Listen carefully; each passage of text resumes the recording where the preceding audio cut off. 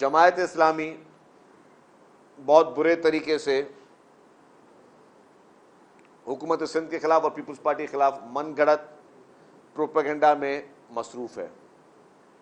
जमायत इस्लामी जिसकी शिकस्त जिसको नसीब हुई, और शिकस्त इसलिए नसीब हुई कि जमायत इस्लामी के पास नंबर्स पूरे नहीं थे। जमायत इस्लामी जो इल्ज़ामात हुकूमत सिंध पे लगा रही है वो बताए कि उनकी सीटें कितनी थी, हमारी सीटें कितनी थी। ये तो नहीं था कि जी हमारी सीटें कम हो और जमायत इस्लामी को हारी हो। हमारी सीटें उनसे ज़्यादा थी, उनकी सीटें कम थी। जो पीटीआई के मेंबर्स उनको वोट नहीं दिया वो उन्होंने जमायत इस्लामी के करतूतों की वजह से नहीं दिया, जिसकी कल भी मैं देख रहा था, अखबारों में भी पढ़ रहा था, जो प्रेस कॉन्फ्रेंस पीटीआई के उन मेंबरों ने की है। उन्होंने कहा कि जी हमारी पीटीआई की क़यादत ने भी हमें कहा था कि हम कुछ वजह जमायत इस्लामी के साथ नहीं बैठेंगे। उन्होंने उन क़यादत के नाम भी लिए बैठकर कि हम जमायत इस्लामी के साथ बैठने के लिए तैयार नहीं है। तो अगर वोट पीटीआई ने नहीं दिया और आप अपना पूरा नज़ला जो है वो आप गिरा रहे हो पीपल्स पार्टी पे या सिंध हुकूमत पे, तो ये नाजायज़ ही बात है। आप देखें कि इस वक्त सवाल ये बनता है कि अल खिदमत फाउंडेशन को जो अरबों रुपए दिए जा रहे हैं वो इसलिए तो नहीं दिए जा रहे कि आप हर जगह पे, हर चौराहे पे, हर गली में आप अपने पोस्टर्स अपनी तस्वीर के साथ डाल दो। इसलिए तो वो लोग चंदा नहीं दे रहे या कुर्बानी खाले नहीं दे रहे कि आप करोड़ों रुपए जो है वो आप सोशल मीडिया पे कैंपेनों में लगाओ। ये सारी चीज़ें मुफ्त में तो नहीं होती हैं। इलेक्शन कमीशन ऑफ पाकिस्तान से मैं गुजारिश करता हूँ कि वो मालूमात करे जमायत इस्लामी से कि जी आपने ये करोड़ों जो फिगर आ रही है कि जी अरबों रुपए की आपने पूरी कैंपेनें चलाई, वो पैसे कहाँ से आए आपके पास, वो किस तरह खर्च किए, और किस तरह आप जो है फिर आप क्लेम करते हो लोगों को कि जी हम अल खिदमत फाउंडेशन को चंदा दें, अल खिदमत फाउंडेशन को चंदा दें ताकि आप फिर अपने आगे अपने इंतखाबात में वो इलेक्शन कैंपेनें चलानी है।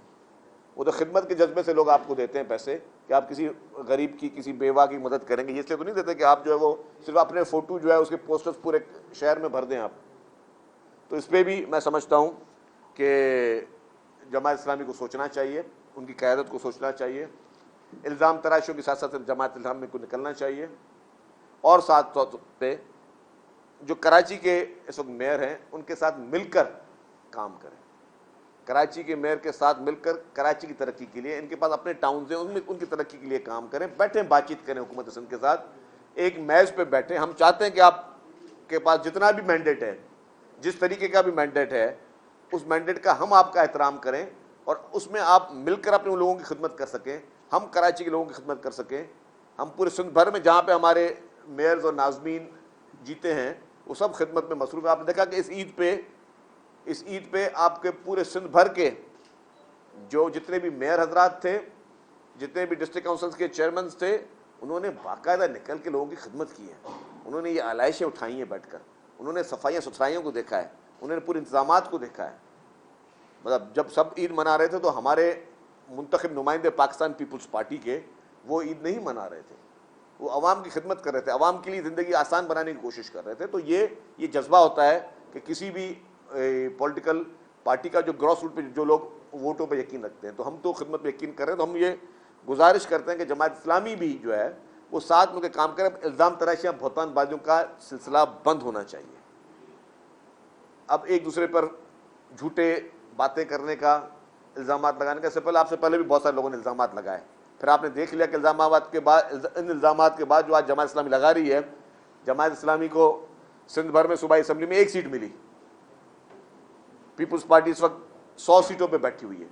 तो अगर आपके इल्ज़ामात की सियासत जो आप करते आए हो, आपकी तर्ज सियासत आप करते आए हो, जो तालीमी इदारों को आपने जिस आग में आप डालते हुए आए हो, लोगों के जहन में जो आप नफरतें पैदा करते हुए आए हो, उससे अब आप बाहर निकलें। अब आप डेमोक्रेटिक प्रोसेस में आए, आप खिदमत करेंगे, आपको वोट मिलेंगे। आप आवाम के लिए काम करेंगे, आपको वोट मिलेंगे। नहीं करेंगे तो फिर आपके साथ वही होगा जो आपका इस बार हुआ है कि आपको लोग फिर मुस्तरद कर देंगे। आप आज भी जो सीटें आपको मैंडेट मिली, जिस तरीके से मिली, वो एमक्यूएम के बाइकॉट की वजह से मिली। अगर एमक्यूएम बाइकॉट नहीं करती तो फिर आप आज बहुत नीचे होते। लेकिन आज आपको अगर थोड़ा बहुत अल्लाह का शुक्र करना चाहिए और एमक्यूएम की क़यादत का शुक्रगुजार होना चाहिए, जिसकी वजह से आप आज किसी चीज़ को क्लेम करने के लिए भी काबिल हो, वरना ये क्लेम भी आपका कहीं नहीं होता। तो साहब हमारे इत्यादि बन के हमारे साथ ही बोल रहे थे कि यार हमें कोई 1 टाउन दे दो, 2 टाउन दे दो। तो ये चीज़, इसके बाद कल आपने देखा कि तहरीक इंसाफ के चेयरमैन की एक आई कि जी उन्होंने हाई कोर्ट में चीफ जस्टिस साहब पे अदम एतमाद का इजहार किया कि ये बेंच उनको पसंद नहीं है। इससे पहले इन्हीं जज हजरात को तहरीक इंसाफ धमकियां भी देती रही है। तहरीक इंसाफ के चेयरमैन खुद धमकियां देते रहे हैं, खुद उनको बड़े पब्लिकली थ्रेट्स करते रहे हैं, लेकिन अब उन्होंने कहा कि उनको इस बेंच में एतमाद भी नहीं है। ये क्या है? ये सारे लेटर्स, ये सारे प्रेशर टैक्टिक्स हैं। जुडिशरी को अंडर प्रेशर लाना चाहते हैं। जिस तरह गुंडागर्दी के जरिए इन्होंने कोशिश की कि पूरे मुल्क को यरगमाल करें, पूरे मुल्क को अपने काबू में लेकर आएं, सोशल मीडिया पे लोगों को यरगमाल करें, सोशल मीडिया के जरिए अपने मुल्क के सियासतदानों के खिलाफ, अपने मुल्क की जुडिशरी के खिलाफ, अपने मुल्क के अहम इदारों के खिलाफ जिस तरह कैंपेनें चलती रहीं, अब उन जज हजरात पे भी प्रेशर रखने के लिए कि जी हमें आप पे एतमाद नहीं। और फिर आपने देखा उस प्रेशर का नतीजा कि आज उनको एक रिलीफ भी मिला है एक जगह से। तो ये उनके प्रेशर टैक्टिक्स काफ़ी हद तक कामयाब भी हो रहे हैं कि हर आदमी डरता है कि जी शायद मेरे खिलाफ ट्रोलिंग ना स्टार्ट हो जाए, मेरे खिलाफ गालियां देना ना शुरू कर दें। सोशल मीडिया पे अगर हज़ारों अकाउंट से मेरे खिलाफ कोई ट्रेंड्स चलना ना शुरू हो जाएं, गालम गलूच ना शुरू हो जाए, तो उसके प्रेशर में ये प्रेशर टैक्टिक्स लगता है कि कहीं हद तक उनकी कामयाब हो रही है। लेकिन आप देखें क्या इंसाफ के तकाजे पूरे हो रहे हैं? पाकिस्तान के दुनिया का कौन सा शख्स ये कहता है कि जी जिन तोशाखाना पे आपने नैब में मुकदमात बनाए हुए थे साबिक हुक्मरानों के खिलाफ, जिनके पास वो चीज़ें मौजूद हैं जो ओन करते हैं कि हमने लीगल प्रोसेस से लिए, और एक झूठा मक्कार शख्स, एक फ्रॉडिया शख्स, एक 2 नंबर शख्स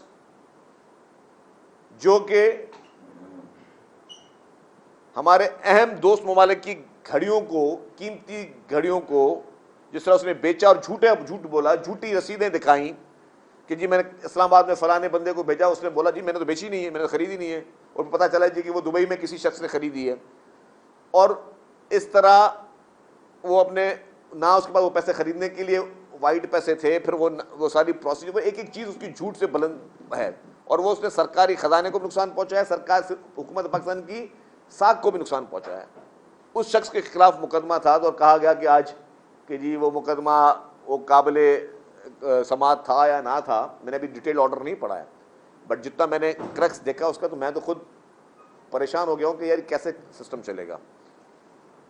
पूरी दुनिया को पता कि तोशाखाना में इमरान खान ने डाका मारा है, चोरी की है, उसने उसके पूरे ख़ानदान ने बैठकर जिस तरह जुम्मा बाज़ार में घुस जाते हैं कि ये भी ले लो, बाय 1 गेट 1 फ्री लगा हुआ था, कि ज्वेलरीज भी जा रही हैं, डायमंड भी जा रहे हैं, और नेकलेस भी जा रहे हैं, और हर किस्म की महंगे महंगे जवाहरात जो हैं वो वहाँ से लूट मार सेल चल रही थी। काफ़ी चीज़ें मजबूरी में ज़ाहिर करनी पड़ी, काफ़ी चीज़ें ज़ाहिर नहीं भी की, लेकिन अगर उसके लिए सरकार मालूमात लेती है जिस पर आप माजी में रेफरेंसेस दाखिल कर चुके हैं, और उनमें उन रेफरेंसेस में इन्हीं हाई कोर्टों से वो प्रोसेस सारे जा चुके हैं, आज आप उस शख्स के लिए कहते हैं कि जी नहीं, उसके लिए इस काबिल समात है या नहीं है, तो ये चीज़ें बायस फ़िक्र है। मैं समझता हूँ कि तहरीक इंसाफ का सरबराह चाहता है कि इस मुल्क में साकिब निसार को दोबारा आला अदलिया का चीफ बना दिया जाए, और वो इसको हर चीज़ में इसको रिलीफ देता रहे, आंख बंद करके। पाकिस्तान के सबसे बड़े में बड़े फ्रॉडी शख्स को, सबसे बड़े झूठे शख्स को, सबसे बड़े में बड़े करप्ट शख्स को, सबसे बड़े में बड़े उस शख्स को जिसने इस मुल्क में हर किस्म का मनी लॉन्ड्रिंग की, फेक अकाउंट्स छुपाए, अपने अकाउंट जाहिर नहीं किए, जिसमें billions of rupees foreign funding होती रही, उसको जाहिर नहीं किया, ऐसे शख्स को सादिक अमीन का लकब साकिब निसार की तरफ से देना, ये शर्मनाक है उस शख्स के लिए जिसको इस लक़ब मिला, और उससे ज़्यादा शर्मनाक है उस शख्स ने जिसने अपने पैसों की लालच में साकिब निसार ने सारा ये हरकत की, और फिर उसी के पूरे मुल्क के लोगों के घरों को मुसमार किया गया इलीगल कंस्ट्रक्शन के नाम पर। लेकिन तहरीक इंसाफ के चेयरमैन के घर को रेगुलराइज किया गया साकिब निसार की तरफ से, और उसके बदले में आपने देख लिया कि साकिब निसार को टिकटें मिली जो वो और उसके बेटा धड़ाधड़ बेच रहे थे। जैसे ही पंजाब असेंबली की इलेक्शन की अनाउंसमेंट हुई कि पंजाब हुकूमत के लिए, पंजाब असेंबली के लिए इलेक्शन हो रहे हैं, तो वो झोलियां भर भर के टिकटें लेकर आए साकिब निसार और उसका बेटा, और वो धड़ाधड़ बेचते गए, और उनकी रिकॉर्डिंग जिनको उन्होंने डिसोन भी नहीं किया। वो साकिब निसार ने बोला हाँ जी मैं अब तो सरकारी ओहदे पे नहीं हूँ, अगर मेरी रिकॉर्डिंग है तो क्या हो गया। वो खुदा के बंदे, तुम उसको पहले फेवर दे चुके हो, अब जो है तुम जो है वो रिकॉर्डिंग के आसरे में तुम जो है मजे के साथ वो टिकटें बेच रहे हो, बैठकर करोड़ों रुपए में तुम पार्टी की टिकटें बेच रहे हो।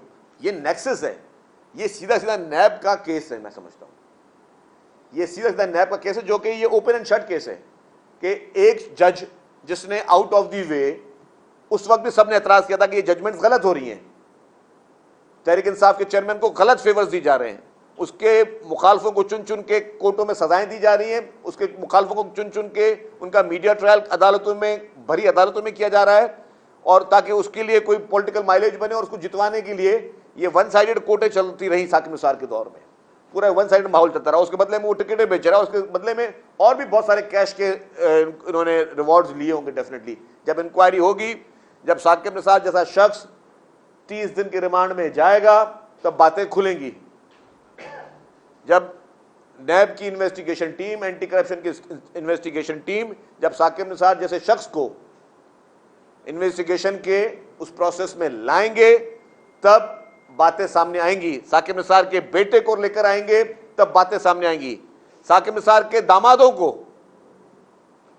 जिनकी फार्मास्यूटिकल कंपनीज थी और उनके कॉम्पिटिटर्स ने उन दिनों में खत लिखे थे, मैं हल्फिया कहता हूं कि आप वो सारी इंक्वायरी निकालें कि उनके कॉम्पिटिटर्स जो फार्मास्यूटिकल कंपनीज थी, उनके साथ साकिब निसार ने किस किस्म की ज्यादतियां की ताकि उसके दामादों के जो है फार्मास्यूटिकल के जो काम है वो ज्यादा आसान हो सके। जिस तरीके से उस आला अदालत की कुर्सी की धज्जियां उड़ाई गई साकिब निसार की तरफ से, जो अकरबा परवरी की गई, जो नेपोटिज्म की एक आला मिसाल कायम की गई साकिब निसार की तरफ से, ये सारी एक पूरी हिस्ट्री है। मैं कहता हूं साकिब निसार पे तो बाकायदा रिसर्च होनी चाहिए ताकि लोगों को पता चले कि उन कुर्सियों पे, आला कुर्सियों पे बैठ के साकिब निसार जैसे शख्सों ने, जो लालची शख्सों ने और उसके पूरे खानदान ने किस किस्म के नाजायज फायदे उठाए। आज मैं सुबह को मुझे किसी ने एक वीडियो भेजी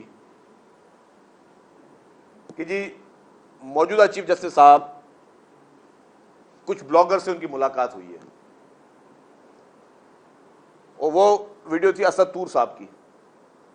अब उसमें ज़ाहिर मैं तो सुनी सुनाई बातों में कम अमल करता हूं, लेकिन जितने हकायक उसमें थे, जो चीज़ें मैंने उसमें देखी हैं कि जी मेरे इतने हैं, तुम्हारे इतने हैं, हमारा जितनी खुली गुफ्तगू, अगर ये बात ठीक है, असद तूर साहब एक बहुत ही काबिल एहतराम हैं, यूट्यूबर हैं, सहाफ़ी हैं, जर्नलिस्ट हैं। मैं कहता हूं कि जी इसकी भी इंक्वायरी होनी चाहिए। अगर असद तूर साहब की बातें ठीक हैं, जो उन्होंने कहा है कि हमारे पास इस तरीके से हो रहा है कि जी वो बकौल उनके कि बंदयाल साहब जो है वो इमरान खान के नाम पर तो जी मोहब्बतें नशावर हो रही थी और जज्बाती भी हो रहे थे, तो मतलब इट्स शॉकिंग थिंग। तो मैं तो खुद परेशान हो गया कि यार ये हो क्या रहा है। मेरी गुजारिश होगी, कोई भी शख्स इंपॉर्टेंट नहीं है हमारे इस मुल्क में। हमारे मुल्क में इदारों को स्ट्रांग होना चाहिए। ज़ाती पसंद या नापसंद की बिना पर फैसले नहीं आने चाहिए। पॉलिसियाँ ज़ाती पसंद या नापसंद की बुनियाद पर नहीं होनी चाहिए। अगर आज ये फ्लेवर मिल रहा है, अगर आज ये खुशबू आ रही है कि इस मुल्क में तहरीक इंसाफ के चेयरमैन के लिए out of the way support आ रही है, आउट ऑफ द वे उसके तमाम घिनौने गुनाहों को, उसकी करप्शनों को, उसकी मनी लॉन्ड्रिंग्स को, उसके फेक अकाउंट्स को, उसके अल कादिर ट्रस्ट को, उसके तोशाखाना को, उसके चंदे चोरी की कहानियों को, उसके जितने भी हॉस्पिटल्स की मदद में पैसे मिले वो ज़ाती अखराजात में इस्तेमाल हुए।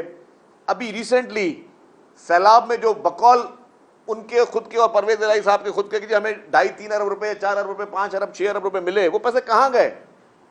इस मुल्क के फेडरल गवर्नमेंट के इदारे क्यों नहीं उसकी इन्वेस्टिगेशन करते? FIA क्यों नहीं उस पर रेड करती?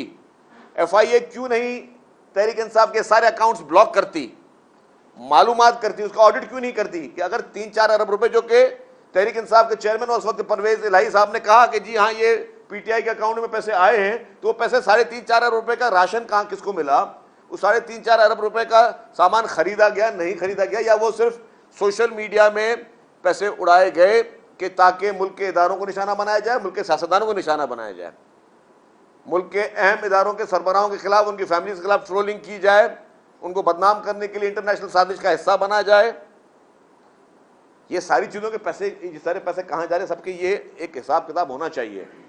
और फिर जिस तरह फॉरेन फंडिंग केस में हुआ कि जी इसराइल और भारत से भी पैसे तहरीक इंसाफ के अकाउंटों में आए हैं, उसके लिए हाई लेवल कमीशन होना चाहिए। ये सारी छोटे इल्जामात नहीं हैं, ये छोटी बातें नहीं हैं, ये घिनौने इल्जामात हैं, ये गहरी साजिश हैं इस मुल्क के खिलाफ। तो मैं समझता हूं कि इन सारी चीज़ों को सीरियसली नोट करना चाहिए। और फिर मैं कह रहा हूं कि असद साहब के इस पूरे वीलॉग में जो जो चीज़ें कही गई हैं वो बड़ी ख़तरनाक है कि अगर हमारे पास इतनी जो है वो सपोर्ट चल रही है वो मुनासिब नहीं है। इम्पार्शल होना चाहिए, तमाम अदालतों को किसी की फेवर नहीं करनी चाहिए, बिल्कुल इम्पार्शल होना चाहिए। और जो कानून और आइन की किताब, कानून और आइन की किताब जो कहती है उस पर अमल पैरा हो। आइन से, कानून से बढ़कर पाकिस्तान में कोई शख्स नहीं होना चाहिए। अगर आज तहरीक इंसाफ के चेयरमैन को जिस तरीके से अभी तक प्रोटेक्शन दी गई है, मैं समझता हूं पाकिस्तान की हिस्ट्री में कोई, जब पूरा मुल्क 9 मई को जला दिया गया, पूरे मुल्क में आग नफरत की फैलाई गई, आपने एम्बुलेंसों को जलाया, आपने बसों को जलाया, आपने PTV को जलाया, आपने रेडियो पाकिस्तान को जलाया, आपने हमारे अहम इदारों के दफ्तरों में घुसने की कोशिश की, आपने कोर कमांडर हाउस कायदा मोहम्मद अली जिन्ना के घर को जलाया, और दूसरे दिन आपको बुलाया जाता है कि बुलाओ तहरीक इंसाफ के चेयरमैन को, उसको कहा जाता है कि गुड टू सी यू और बराए मेहरबानी आप मजम्मत कर दीजिएगा। ये लफ्ज़ मेरी जहन से, ये वाकया सारी उम्र नहीं मिटेगा जब तक जिंदगी अल्लाह ताला ने दी है। ये जुमला और ये वाकया, क्योंकि उस वक्त माहौल क्या था, वैसे आपको जो रिश्तेदारी निभानी है, जो आपको पसंद है, आपका फेवरेट है, आपका स्टार है, आपका सुपर स्टार है, आप उसको प्राइवेट कुछ भी कर लें, लेकिन एक अदालत में आपको पता है कि 2 दिन पहले मुल्क में कितनी घिनौनी आग लगाने की कोशिश की गई, मुल्क को किस नहज पे लेके जाने की कोशिश की गई, और आप उसको कह रहे हो गुड टू सी यू और मुजम्मत कर लीजिएगा। खान साहब, what do you mean by मुजम्मत कर लीजिएगा? पूरे मुल्क को आग लगा दो, मुजम्मत कर लीजिएगा? आपको तो शख्स को उसी वक्त कहना चाहिए कि जी इसको उल्टा लटकाओ कोर्ट में, और आज ही इसकी ट्रायल हम करेंगे, क्योंकि उसकी रिकॉर्डिंग आ चुकी थी कि जो उसने कहा था कि मुझे गिरफ्तार किया गया तो ये चीजें होंगी। तो आप उसको कह रहे हो गुड टू सी यू और उसको मुजम्मत कर लीजिएगा। ये मिसालें हैं, और कहाँ मिसालें ये मिल रही हैं जहां पे इंसाफ होना है। ये नहीं कि जी किसी CM हाउस में, किसी प्राइम मिनिस्टर हाउस में किसी ने कह दिया कि जी गुड टू सी यू, या किसी पोस्ट ऑफिस में किसी ने कह दिया गुड टू सी यू, या किसी ट्रैफिक सिग्नल में किसी ने आपको कह दिया गुड टू सी यू। जहां पे आपका इंसाफ होना है कि आपने घिनौने जुर्म किए,